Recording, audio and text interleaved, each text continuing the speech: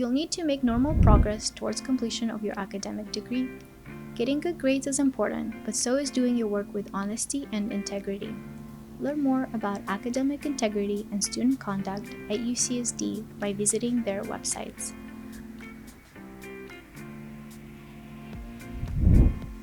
Let's now review U.S. regulations for international students. It's your responsibility to know these rules, so listen carefully. U.S. immigration regulations can be difficult to keep up with. Make sure to check your email for news and updates from ISCO that may affect you.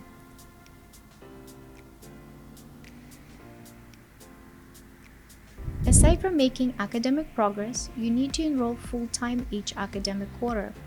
Full-time is defined as 12 units.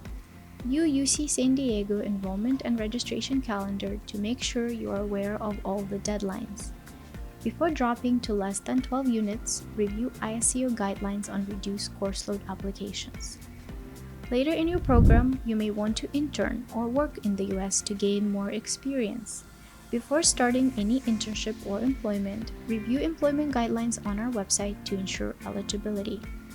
Visit iemployment.ucsd.edu for information about working on and off campus. In the US, our state and federal laws may differ from the ones you're used to back home. Federal regulations apply to the entire nation. State laws apply to each state and may differ. It's important to know that as an international student, you are subject to federal regulations, which in some cases supersede state law. For example, while it may be a state law to legally possess marijuana in the state of California, it is against federal regulations and thus may not be legal in all states. Breaking any laws could have a negative impact on your ability to remain in the US as an international student. Stay out of trouble by being a responsible student and knowing these rules. Let's now take a closer look at your immigration documents. Each time you enter the US, you want to perform a document self-check. Look at your Form I-20 or DS-2019 and review it for accuracy. Extending your program end date is your responsibility. If you finish your program requirements earlier than expected, ISCO will automatically shorten the program end date to reflect the last date of your final quarter or defense date for PhD students. Your program end date can be found in the middle section of your Form I-20 and also in the middle section of your DS-2019.